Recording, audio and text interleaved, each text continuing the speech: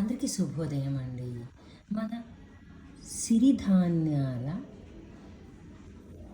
గురించి చెప్పడానికి ఈరోజు మేము ముందుకు వచ్చాము. చిరు ధాన్యాలు అంటే చిన్న ధాన్యాలు. చూడండి, అందరూ నాకు అడుగుతున్నారు, మీకు ఎక్కడ దొరుకుతాయి, ఎలా చేస్తున్నారు, ఎలా తెప్పిస్తున్నారు అని. ఎవరికైనా కావాలంటే అంత అవసరమా అని అంటే తెలియదు అంటే నాకు కాల్ చేసి నేను చెప్తాను, అది వదిలేయండి. ఇంకొక విషయం ఏంటంటే చూడండి, ఇలాగా తెచ్చిన వెంటనే అన్నిటికీ ఎండలో పెట్టుకుంటారండి. సామలు, కొర్రలు, కొర్రలు, ఊదలు, అరికలు, జొన్నలు, ఇది మినప్పప్పు. ఏదైతే ఐడెంటిఫై చేయగలరో దానికి రాయవలసిన అవసరం లేదు. ఏదైతే ఐడెంటిఫై చేయలేరో ఇలా రాసుకుంటారు. ఒక్కొక్కళ్ళ ప్రాబ్లమ్ని బట్టి ఒక్కొక్కళ్ళ దానిగా ఇది ఉంటుంది, అంటే వాడే విధానం అనేది ఉంటుంది. సరేనా? అయితే ఇప్పుడు ఏం చేయాలంటే మీరు అది ఏది ఎప్పుడు అంటే ఏ వ్యాధికి ఎలా తినాలండి నేను తర్వాత చెప్తాను. ఒకే ఒకటి ఈరోజు చెప్తాను.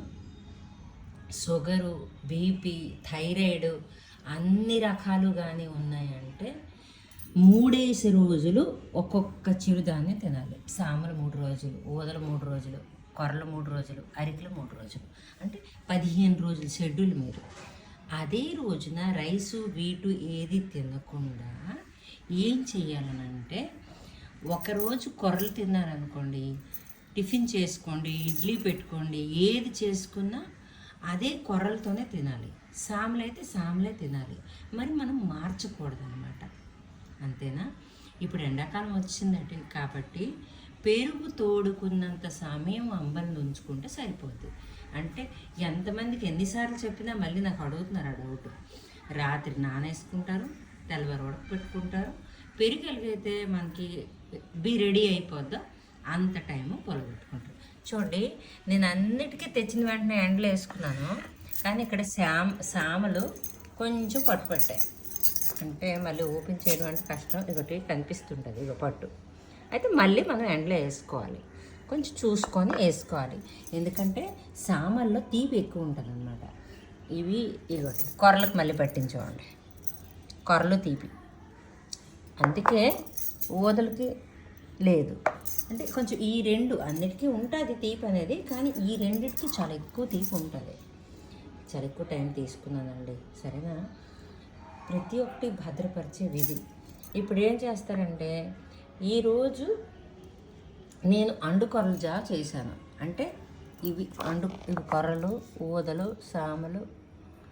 అండుకొర్రలు లేవబ్బా, ఒక్క సెకండ్ ఆగండి, మర్చిపోయాను. అవి లైట్ గ్రీనిష్గా ఉంటాయి. నేను 5 సీసాలు తెచ్చాను అనుకున్నాను. ఇదొకటి అండుకొర్రలు, కొంచెం గ్రీనిష్గా ఉంటుంది. అయితే ఇది చాలా హార్డ్ కూడా, కాస్ట్లీస్ట్ మిల్లెట్ కూడా. అయితే ఈరోజు నేను అండుకొర్రలు అతనికి పెట్టాను కదా, ఈ అండుకొర్రలతోనే ఇడ్లీకి కానీ అట్లకు కానీ ఈ మినప్పప్పుతో నేను నానేసుకుంటాను. ఒకవేళ పులిహోర చేసుకోవాలన్నా, ఏది చేసుకోవాలన్నా, పెరుగన్నం చేసుకోవాలన్నా, ఏది చేసుకోవాలన్నా అది దాని తాలూకా కరెక్ట్ ప్రాసెస్. సరేనా? ఇదే అండి ఈరోజు విషయాలు. కానీ ఎంత 50 సంవత్సరాలు, 40, 50 ఆ రేంజ్లోకి వచ్చేసామంటే పిటికిడి కుంట ఎక్కువ వెళ్ళకుండా చూసుకోండి. అది మంచిది, తక్కువ వెళ్తేనే మంచిది. ఎందుకంటే 10 వంతులు మీరు నీళ్ళు వేసుకుంటారు, జావ రూపంలో ఉంటుంది. మీకు కానీ కడుపుకి ఆకలి అని అనిపిస్తుందంటే అది యాక్చువల్లీ 2 కుంట 3 కుంట ఎక్కువ ఇడ్లీలు మీరు తెల్లరు. దోశలోనే అంతే తిన్నారు అంటే దట్స్ గ్రేట్, కానీ అరిగించుకోవడం కొంచెం కష్టం అవుతుంది. దాని బదులుగా కూరలో, ఆకుకూరలో ఎక్కువ తినేయండి. జావ అనేది తక్కువ తినండి. సపోజ్ మళ్ళీ నేను లేసి అవన్నీ చూపించాలి. ఈరోజు ఇతని గురించి కందులు కూర చేశాను, అప్పడాలు చేశాను, మరి అండుకూరలు జావ చేశాను.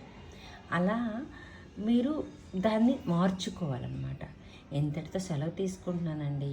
ఈ సిరుధాన్యాల గురించి ఏ వ్యాధికి ఎలా తినాలో, ఏ అంగంకి ఎలా పరిష్కారం చేస్తుందో మళ్ళీ మీ ముందుకు నేను వస్తున్నాను. ఇది ఉంచే విధానం అండి.